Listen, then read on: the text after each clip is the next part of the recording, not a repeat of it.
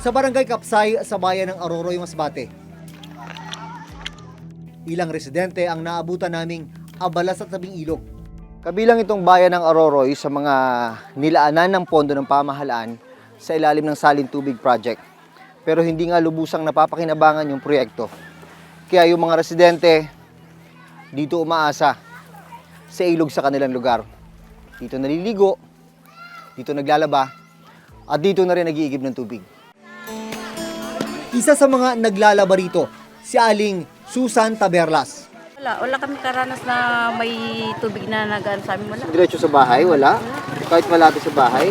Wala mga tubo-tubo man lang na nakarating doon? May mga tubo, alam ko, yan lang sa talaga, kasada. Yung tubo na yun na nakarating sa kalsada, may umagos ba na tubig talaga doon o wala nga talaga? daw. Wala daw. talaga. Kaya hindi kami nakaigib.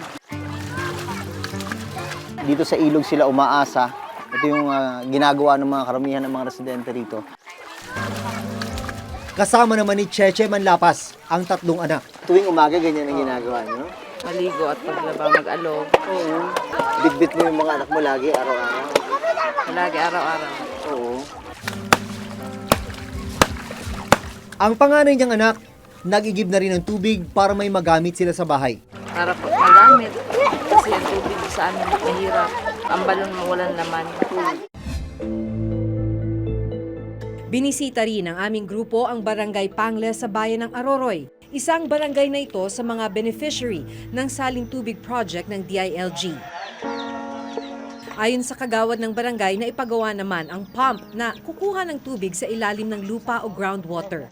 Natapos din ang tangke at nailatag din ang mga tubo at gripo sa lugar.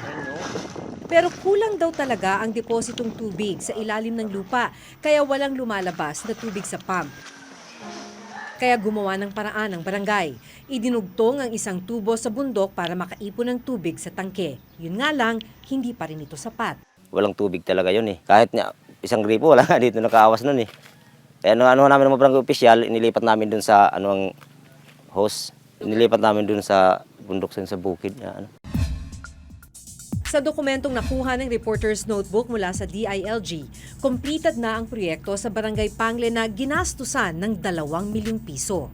Dapat sa kapital sila reklamo. Then, kung anong problema din, kung anong may tutulong namin, punta sila sa opisina, gagawa din na tayo ng aksyon kung ano. Sa ngayon, hindi kayang suplayan ng tangke ang 297 na kabahayan ng Barangay Pangle. Kaya sa balon o ilog pa rin sila umaasa. Ayon sa DILG Central Office, maaring hindi tumugma ang feasibility study sa naging implementasyon ng proyekto dahil na rin daw sa pabago-bagong panahon. 2011 ginawa yung FS. Baka over time, yung assumption na yun dun sa lugar, baka nagbago. Kasi yung Masbate, geographically, base sa obserbasyon namin, may mga areas talaga na pag heavily affected ng drought, bumababa talaga yung ng tubig. May mga kailangang ayusin, may kailangang i-rehab. Responsibilidad na yan ng LGU. Given that demand, then you look at the water sources mo. We have a combination, could be rain, yung surface water, which is from the rivers, creeks, and so on. And finally, you can get it from groundwater. Kung household yun, all year round, dapat available yun.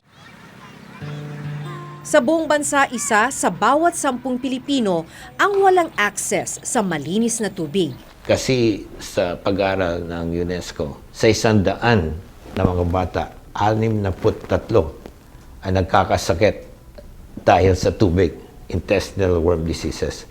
Ito ay sinabi na isa sa pinakamasama sa buong Southeast Asia. Tingnan natin hindi lamang kung may tubig, pero tingnan natin kung yung tubig na yan ay magbibigay sakit o pwedeng inumin.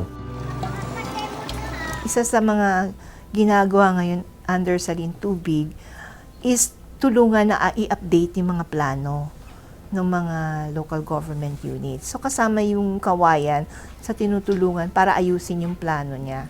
Pag nabuo yung mga IWASH plans ng mga LGUs na yan, mas malinaw yung assistance na ipoprovide ng DILG. Sa loob ng halos 15 taon, umabot sa 114 na mga proyektong inabandona, hindi tapos, hindi napakinabangan ng mga target beneficiaries ang binisita ng Reporter's Notebook sa iba't ibang bahagi ng bansa. Hindi lahat na gigibain, tapos hindi naman ginawa. Sama ng loob mo, ma'am, sa nangyari? Lahat kami masamang loob. Nakukulangan po ako sa aksyong ginagawa ng gobyerno, pati na rin po ng school namin kasi dapat bago kami magtapos, makita na namin talaga yung solid na talaga na structure ng building namin. Siyam sa 34 na lugar kung nasaan ang mga natenggang proyekto, kabilang sa mga pinakamahihirap na probinsya sa bansa. Talagang kailangan bantayan hindi lang yung paggugol ng pera, kundi nagawa ba talaga yung proyekto, tas yung proyekto, tama ba talaga yung specs, tama ba talaga yung design. Yung pinaka nangangailangan ng maayos na proyekto, yung pa ang sasampalan natin ng bad governance at masasama at hindi nakukumpletong proyekto. So talagang hihirap pa sila mas lalo. Ang mga binisita naming ospital, eskwelahan, pabahay at patubig, ilan lang sa mga pangunahing pangangailangan ng mga pinakamahihirap.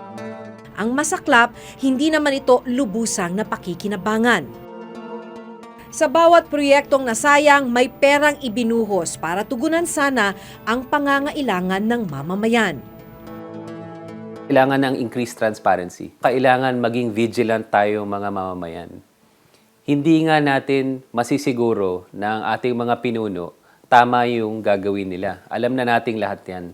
So kailangan, para na rin sa kanilang kabutihan, tulungan na natin sila at bantayan na natin sila. And of course, over time, dapat sana mas maayos na yung pagpili natin ng pinuno.